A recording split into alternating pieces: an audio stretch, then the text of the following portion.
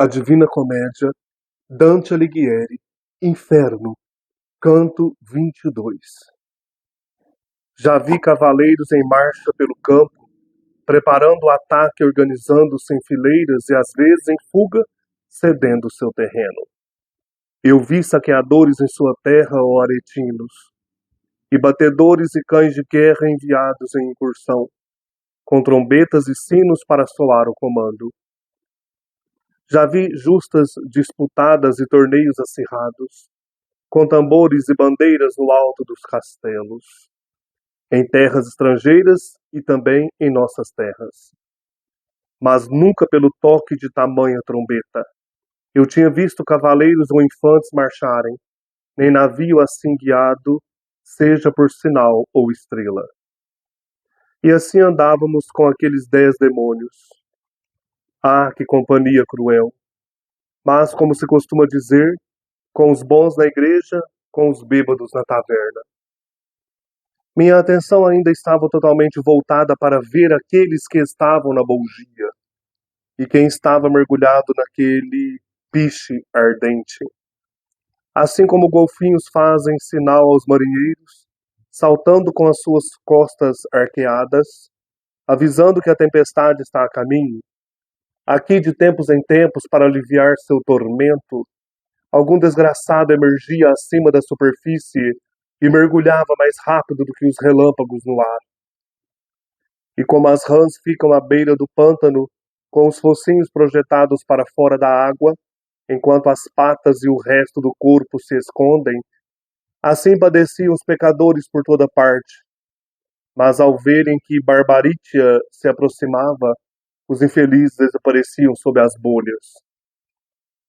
Então eu vi, e meu coração ainda estremece, um dos miseráveis se atrasar, como às vezes acontece, quando uma rã fica para trás e as outras mergulham. E Grafiquiacane, que estava mais perto dele, fisgou com o tridente seu cabelo cheio de piche, e puxou para cima como quem pesca uma lontra. E eu agora sabia o nome de todos aqueles nojentos, pois eu prestava atenção em suas conversas e como eles chamavam e apelidavam um ao outro. Vai, Rubicante, finca nele as unhas. Vai para cima dele, esfola a carne dele.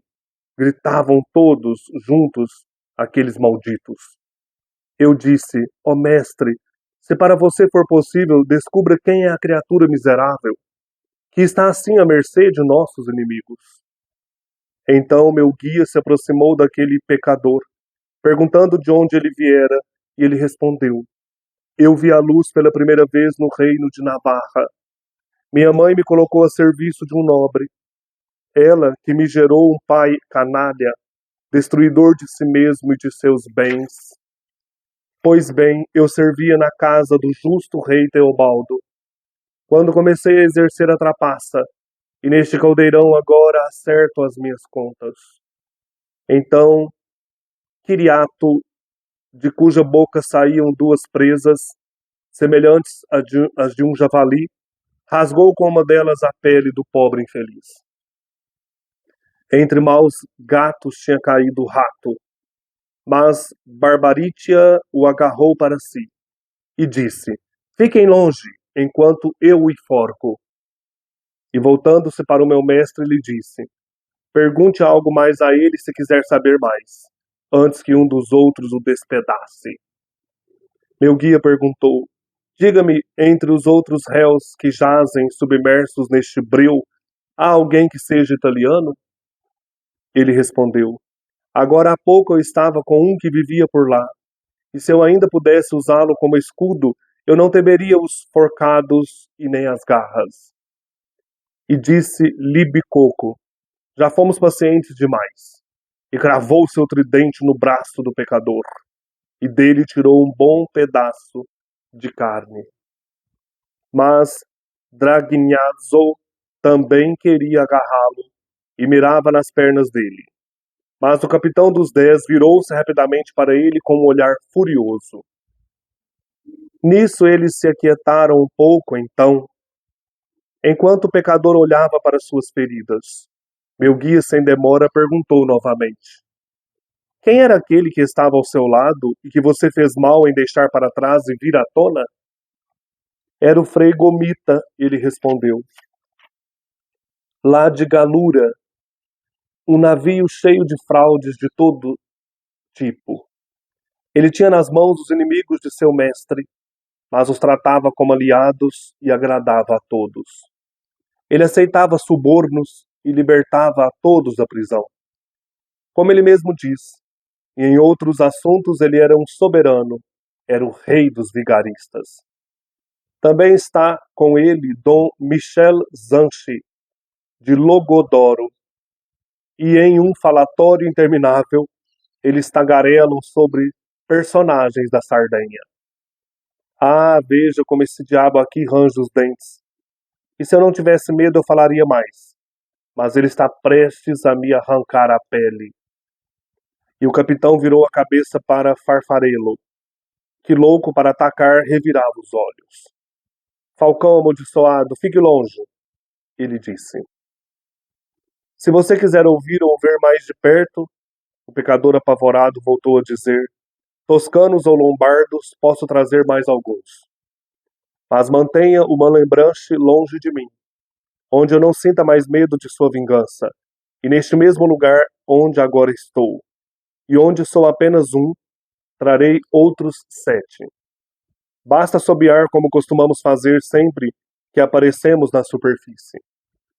Nisso, Caniazzo ergueu seu focinho, balançou a cabeça e disse, ouçam só a trapaça que ele planeja para mergulhar de volta. Então aquele pecador que era rico em artifícios respondeu, com certeza, muito malicioso eu sou, pois planejo um destino pior para os meus amigos. Nessa hora, Aliquino não resistiu e fez um desafio, dizendo, se você mergulhar, então eu não vou correr atrás de você. Mas sobre o breu baterei as minhas asas. Nós o deixaremos ir e a margem será nosso escudo. E veremos se você consegue superar a todos nós. Ó leitor, aprenda agora sobre um novo esporte. Todos caminharam para o outro lado, sendo o primeiro mais hesitante. O navarro, na hora certa, fez uma escolha sábia. Tomando uma posição firme, em um piscar de olhos ele saltou, libertando-se do comandante. Então cada um deles ficou picado de remorsos, mas aquele ficou mais, pois seu descuido os fez falhar. Desnorteado, ele começou a gritar, eu te pego! Mas nada conseguiu nem pôde prevalecer, pois suas asas não puderam alcançar o prisioneiro. O pecador afundou e ele alçou o voo, inflando o peito. Como um falcão quando em sua descida perde de vista, de repente, o pato selvagem, e retorna aos ares frustrado e descontente. Ter sido enganado enchia Calabrina de rancor, ele também seguia pairando com o desejo secreto de que o desgraçado escapasse, para poder agarrá-lo. Quando o trapaceiro desapareceu, finalmente ele avançou sobre Aliquino e cravou-lhe as unhas, e os dois pairavam sobre o fosso, entrelaçados. O outro, por sua vez, como um terrível falcão, também feriu-o com suas garras. Juntos, então, os dois se precipitaram na lagoa fervente. O calor do poço separou seus abraços ferozes. Mesmo assim, eles não tinham forças para sair, pois suas asas estavam engessadas de piche.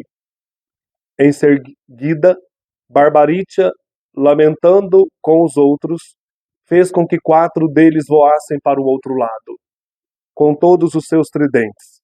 O voo deles foi rápido. E de um lado e de outro tomaram seus postos, alcançando com seus garfos aqueles 2 já empanados, de tanto que tinham sido cozidos sob a escória. E nós os deixamos assim, ocupados por aquela bagunça. Esse canto aqui é bem diferente daquilo que a gente já viu aqui na Divina Comédia, porque o Dante, ele é muito engraçado aqui. Então nós vemos os demônios lutando e o pecador enganando outros, escapulindo deles. Estamos no canto 22, o Malebolge, que é o 8º círculo, o círculo dos fraudulentos, pecados da loba, que Dante dedica então 13 cantos para o oitavo círculo, cantos 18 ao 30. Este canto é cheio de coisas engraçadas entre os pecadores e os demônios que se acham espertos. O Malebranche, o grupo de demônios, a legião de demônios. Vou mostrar aqui para vocês. Podem acompanhar aí. Então nós temos a primeira vala, o oitavo círculo dividido em 10 valas, ou bolgias. Primeira bolgia, sedutores e exploradores. Segunda bolgia, bajuladores e manipuladores. Terceira bolgia, simoníacos. Quarta bolgia, adivinhadores. Quinta bolgia, corruptos e trapaceiros. Então, os cantos que nós estamos lendo nessas duas bolgias, o canto 21 e 22, são dedicados à quinta bolgia, a bolgia dos corruptos ou trapaceiros, né? Então, Dante, gente, começa fazendo uma longa comparação da trombeta desses demônios aqui. No finalzinho lá, nós vimos que o demônio lançou uma trombeta, um peido terrível para os outros. E aí eles vão seguindo ao barulho daquele peido, daquela flatulência. Então Dante faz uma comparação com aquilo que ele já viu lá na Idade Média. Já vi cavaleiros em marcha pelo campo, preparando o ataque, organizando-se em fileiras, e às vezes em fuga cedendo o seu terreno. Ele faz como que uma descrição de táticas de guerra medievais. Eu vi saqueadores em sua terra, ó aretinos, os habitantes de Arezzo. Dante participou na campanha de 1289 contra Arezzo, durante a qual se travou a Batalha de Campaldino. Dante tinha então 23 anos de idade, então ele lutou nessa Batalha de Campaldino. Então ele disse: eu já vi saqueadores em sua terra, ó aretinos, e batedores e cães de guerra enviados em incursão, com trombetas e sinos para soar o comando. O uso do sino para música marcial era comum na Itália no século XIII, século de Dante. O grande sino de guerra dos florentinos era carregado com eles para o campo. Então eles tinham esse sino, aí por isso que ele diz, né? Trombetas e sinos para soar o combate. Já vi justas disputadas e torneios acirrados, com tambores e bandeiras no alto dos castelos, em terras estrangeiras e também em nossas terras. Depois que ele faz esse longo preâmbulo, ele diz: mas nunca pelo toque de tamanha trombeta. Né? No caso, foi a flatulência do demônio, né? De um deles lá, para lançar a marcha desses demônios que estão aqui, o Malebranche, nessa quinta bolgia, né? Eles estão ali furiosos, os pecadores corruptos lá dentro do piche. Então eles ficam cercando e estavam atacando Dante e Virgílio também. Então ele diz: eu tinha visto cavaleiros ou infantes marcharem, nem navio assim guiado, seja por sinal ou estrela. Nunca vi isso na minha vida, né?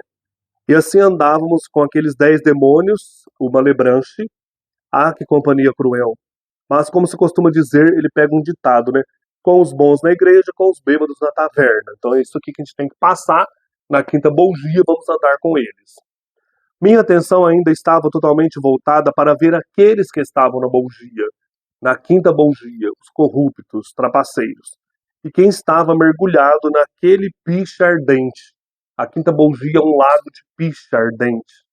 Esses demônios, essa Malebranche, eles ficam sobrevoando aquele piche com os garfos ali, atacando os pecadores que tentam vir à tona respirar. Aí uma comparação com golfinhos. Assim como golfinhos fazem sinais aos marinheiros, saltando com as suas costas arqueadas, avisando que a tempestade está a caminho, aqui de tempos em tempos, para aliviar seu tormento, algum desgraçado emergia acima da superfície e mergulhava mais rápido que os relâmpagos no ar. Então ele faz essa comparação com os golfinhos e aqueles pecadores corruptos lá da quinta bolgia. Outra comparação com as rãs. E como as rãs ficam à beira do pântano, com os focinhos projetados para fora da água, enquanto as patas e o resto do corpo se escondem, assim padeciam os pecadores por toda parte. Mas ao verem que Barbaritia se aproximava, os infelizes desapareciam sob as bolhas. Barbaritia é um dos demônios aí dessa legião de 10 demônios, né? Barbaritia significa barba crespa.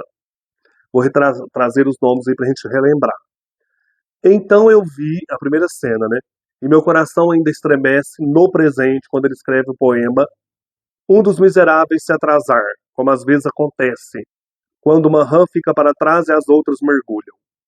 E Grafiacane, que estava mais perto dele, fisgou com o tridente seu cabelo cheio de piche, e puxou para cima como quem pesca uma lontra. Então esse Grafiacane vai atacar esse pecador que ficou para trás. E eu agora sabia os nomes de todos aqueles nojentos, pois eu prestava atenção em suas conversas e como eles chamavam e apelidavam uns aos outros. Gustavo Doré fez essa cena, né? O Grafiacane atacando esse pecador. Então esses demônios do Malebranche ficam ali para atacar essas pessoas, esses pecadores que estão querendo ar, sair de dentro do piche, né? E aí começa então, gente, o episódio que parece desenho animado, né, entre esses bichos, esses demônios. Vai, Rubicante, é o vermelhão significa, né? O Grafiacane, esfolador de cães. O Rubicante, o vermelhão. Finca nele as unhas. Vai para cima dele, esfola a carne dele. Gritavam todos juntos aqueles malditos, tentando aí atacar o pecador. Eu disse, ó mestre, se para você for possível, descubra quem é a criatura miserável que está assim à mercê de nossos inimigos. Então meu guia se aproximou daquele pecador, perguntando de onde ele viera. Ele respondeu, eu vi a luz pela primeira vez no reino de Navarra. Então quem é ele, né? Esse pecador é Giampolo de Navarra, ou João Paulo de Navarra. Nada se sabe sobre este personagem, João Paulo de Navarra, exceto o que Dante nos diz no texto. Ele prestava serviço na corte do rei Teobaldo II de Navarra, de quem ele desviou dinheiro. O próprio nome Giampolo também não aparece no texto, mas é atribuído ao personagem por antigos comentaristas. Então não temos o nome, né, não aparece, mas por causa que ele fala que ele trabalhou para o rei Teobaldo, os comentaristas da Divina Comédia dizem que ele é esse Giampolo. Minha mãe me colocou a serviço de um nobre, ela que me gerou um pai canalha, quer dizer, quando eu me tornei pai, eu me tornei terrível, né? Corrupto quando eu cresci, trapaceiro, destruidor de si mesmo e de seus bens. Pois bem, eu servia na casa do rei justo, do justo rei Teobaldo, quando comecei a exercer a trapaça, e neste caldeirão agora acerto as minhas contas. Então ele fala, eu estou aqui acertando as contas que eu fiz coisa errada, fui trapaceiro. Então, Quiriato, que significa porco selvagem, de cuja boca saíam duas presas, semelhantes às de um javali, por isso porco selvagem, rasgou com uma delas a pele do pobre infeliz. Então começam as cenas engraçadas. Entre maus gatos tinha caído o rato, mas Barbaritia, da barba crespa, o agarrou para si. Então estavam disputando aquele Giampolo. E disse, fiquem longe enquanto eu o enforco. Cada um queria fazer alguma coisa com aquele pecador. E voltando-se para o meu mestre, ele disse, pergunte algo mais a ele se quiser saber mais, antes que um dos outros o despedace. Então eles faziam essas torturas, jogavam no piche a pessoa de novo. Meu guia perguntou, diga-me, entre os outros réus que jazem submersos nesse breu, há alguém que seja italiano? Ele respondeu, agora há pouco eu estava com um que vivia por lá. Aí temos a nota, né? O pecador prolonga sua resposta para enrolar seus algozes, ó.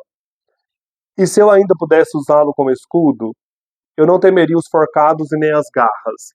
Ele vai enrolando para se aliviar, para escapar das garras dos demônios. E disse Libicoco, né, que é a união dos ventos Libéquio e Siroco. Já fomos pacientes demais. E cravou seu tridente no braço do pecador. E dele tirou um bom pedaço de carne. Olha que horror. Mas Dragnyazo, ou dragão, né, também queria agarrá-lo e mirava nas pernas dele. Muito engraçado. Mas o capitão dos 10, uma lacoda, cauda pequena, virou-se rapidamente para ele com um olhar furioso. Nós estavam disputando aquele pecador, né? Quem queria enforcá-lo, jogá-lo no piche, arrancar pedaços nele. Nisso eles se aquietaram um pouco então. Enquanto o pecador olhava para suas feridas, que dó, meu guia sem demora perguntou novamente. Quem era aquele que estava ao seu lado e que você fez mal em deixar para trás e vir à tona? Então esse pecador foi enrolar para não contar o nome da pessoa, os demônios atacaram ele. E aí o Virgílio fala, quem é aquele que você deixou para trás? Ele diz, era o Frei Gomita. Então esse Frei Gomita era muito favorável a Nino Visconti. Vai aparecer no Purgatório, canto 8, verso 53. Esse Frei Gomita era o senhor de Galura, uma das províncias em que a Sardenha foi dividida pelos pisanos. Por fim, depois de suportá-lo por muito tempo, Nino Visconti enforcou o Frei Gomita por libertar prisioneiros em troca de suborno. Então esse Frei Gomita que está lá no piche com o Giampolo de Navarra. Então ele diz, era o Frei Gomita, ele respondeu, lá de Galura, um navio cheio de fraudes de todo tipo. Olha que legal. Ele tinha nas mãos os inimigos do seu mestre, né, o Nino Visconti, mas os tratava como aliados e agradava a todos. Então ele aceitava suborno, libertava os prisioneiros, aí, os inimigos do Nino Visconti, lá em Galura, na Sardenha. E aí o Nino Visconti enforca o Frei Gomita. Ele aceitava subornos e libertava a todos da prisão. Como ele mesmo diz, em outros assuntos ele era um soberano, era o rei dos vigaristas. Também está com ele Dom Michel Zanchi. Então, Dom Michel Zanchi era um senescal de Enzo, rei da Sardenha. Durante a longa prisão do rei Enzo, Michel Zanchi usurpou o governo da província de Logodoro, uma das 4 províncias da Sardenha, que era governada pela família de Adelásia, esposa do rei. Zanchi era sogro de Branca Dória, que o assassinou de forma traiçoeira em 1275. Eles vão aparecer também aí no Inferno 23, Inferno 33, vai aparecer, eu acho que é essa Branca Dória, verso 137. Inferno 33, verso 137. Então esse Michel Zanchi está lá também, junto com o Frei Gomita. Ele usurpou o governo da província de Logodoro. Ele era sogro de Branca Dória, que o assassinou de forma traiçoeira em 1275. Então Dante está colocando pessoas, personagens da história bem próxima do conto, do poema, né? Pessoas conheciam essas histórias. Também está com ele, então, Dom Michel Zanchi. Ele era de Logodoro, e em um falatório interminável eles tagarelam sobre os personagens da Sardenha. Então eles ficam contando ali aqueles acontecimentos lá da época. Ah, veja como esse diabo aqui range os dentes. E se eu não tivesse medo eu falaria mais, mas ele está prestes a me arrancar a pele. E o capitão virou a cabeça para Farfarelo. O Malacoda foi falar então por Farfarelo, que era significa duende, orelhudo, que louco para atacar revirava os olhos. Todo mundo queria atacar o Giampolo. Falcão amaldiçoado, fique longe, ele disse. O Malacoda para o Farfarelo. Se você quiser ouvir ou ver mais de perto, o pecador apavorado voltou a dizer, toscanos ou lombardos, posso trazer mais alguns. Mas mantenha uma Lebranche longe de mim. Mantenha essa turma aí de 10 demônios bem longe, nessa legião que quer me atacar. Onde eu não sinta mais medo de sua vingança. E neste mesmo lugar onde agora estou e onde sou apenas um, trarei outros 7. Então ele não deixa de ser traiçoeiro, né, de ser malandro, corrupto, o Giampolo. Basta assobiar como costumamos fazer sempre que aparecemos na superfície. Calma que eu vou trazer mais 7, vamos enganar esses demônios. Nisso, Canhazo, focinho de cachorro, ergueu seu focinho, balançou a cabeça e disse: Ouçam só a trapaça que ele planeja para mergulhar de volta. Ele quer nos enganar. Então aquele pecador, que era rico em artifícios, respondeu: Com certeza, muito malicioso eu sou, pois planejo um destino pior para os meus amigos. Olha, trapaceiro, ele está lá sofrendo, quer trazer o Frei Gomita, o Dom Michel Sanche, mais 7 lá, mais 5, 7 ali em cima, só para eles sofrerem também. Olha, é uma bagunça essa bugia. Esse pecador quer trazer mais ali amigos dele para sofrer e ele voltar lá para o fundo. Nessa hora, Aliquino não resistiu, significa asas de Arlequim, e fez um desafio, dizendo: então, esse desafio. O Aliquino, confiante nas suas próprias forças, está disposto a arriscar uma aposta com o pecador. Aliquino é um dos demônios. Os outros demônios não concordam, pois mais vale um pássaro na mão do que 2 voando. Então é muito engraçado esse canto. Se você mergulhar, então eu não vou correr atrás de você, o Oliquino falou, fazendo esse desafio. Mas sobre o breu baterei as minhas asas, nós o deixaremos ir, e a margem será nosso escudo, e veremos se você consegue superar a todos nós. Então, o pecador vai trapacear os demônios, e aqui o Oliquino quer fazer um desafio. Vamos ver se você consegue, né? Se você mergulhar, então eu não vou correr atrás de você. Mas sobre o breu vou bater as minhas asas, nós o deixaremos ir e a margem será nosso escudo. E veremos se você consegue superar a todos nós. Se você consegue mergulhar e a gente não te pega. Uma conversa com o leitor. Dante faz isso agora, ó. Ó leitor, aprenda agora sobre um novo esporte. Todos caminharam para o outro lado, sendo o primeiro mais hesitante. O primeiro Canhazo, né?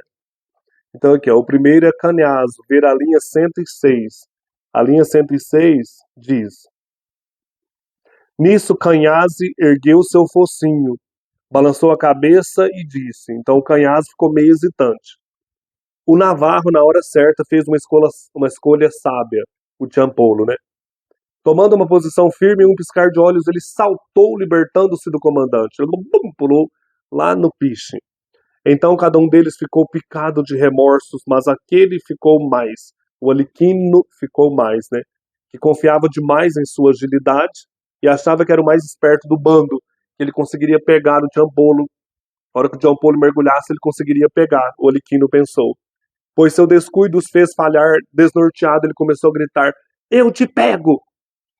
Mas nada conseguiu nem pôde prevalecer, pois suas asas não puderam alcançar o prisioneiro. O pecador afundou e ele alçou o voo, inflando o peito. Uma disputa aqui, né? Comparação. Como um falcão, quando em sua descida perde de vista, de repente, o pato selvagem e retorna aos ares, frustrado e descontente. O Aliquino perdeu o pecador. Aí vai começar a briga dos demônios. Ter sido enganado enchia Calcabrina de rancor. Calcabrina, pisador de neve, significa. Ele também seguia pairando com o desejo secreto de que o desgraçado escapasse para poder agarrá-lo. Então ele pensou, esse Calcabrina, né? Se ele escapar do Aliquino, eu o pego. Tava ali, olha como eles são trapaceiros também. Quando o trapaceiro desapareceu, ele foi mais esperto do que os demônios. Finalmente ele avançou sobre o Aliquino e cravou-lhe as unhas. E os dois pairavam sobre o fosso entrelaçados. Gustavo Doré fez aqui a gravura, né? Os dois demônios brigando ali em cima desse fosso de piche. Nisso eles se aquietaram um pouco, então. Ah, não, peraí. Comecei a ler outro trecho aqui, ó. Então eles estão entrelaçados lá sobre o fosso de piche. Estão brigando ali em cima. O outro, por sua vez, como um terrível falcão, o Calcabrina, né? Também feriu-o com suas garras. Juntos, então, os dois se precipitaram na lagoa fervente. Caíram dentro da lagoa. O calor do poço separou seus abraços ferozes. Mesmo assim, eles não tinham forças para sair, pois suas asas estavam engessadas de piche. É engraçado isso aqui. Dante cria mesmo como uma briga de desenho animado. Eles caem no piche e não conseguem sair. É uma cena engraçada. Em seguida, Barbaritia, Barba Crespa, lamentando com os outros, fez com que 4 deles voassem para o outro lado, com todos os seus tridentes. É uma cena cômica, né? E o voo deles foi rápido. E de um lado e de outro tomaram seus postos, alcançando com seus garfos aqueles 2, já empanados, né? O Aliquino e o Calcabrina. Já estavam todos cheios de piche, de tanto que tinham sido cozidos sob a escória. Pegaram eles aí tudo cozidinho lá do poço do piche. E nós os deixamos assim ocupados com aquela bagunça. E assim termina o canto 22. Na quinta bolgia, essa confusão em torno aí do poço de piche, onde estão os corruptos e os trapaceiros. E essa briga da escolta desses demônios do Malebranche, 10 demônios brigando, tentando aí agarrar esse pecador. É uma confusão muito estranha e é engraçada, inclusive. Acho que é um alívio cômico do Dante pra gente aqui bem no meio do inferno, né? No 8º círculo, o Malebolge, que é dividido em 10 bolgias. Estamos na 5ª bolgia, trapaceiros e corruptos. Então é isso, vamos seguir em frente com a nossa leitura. Um abraço e até mais.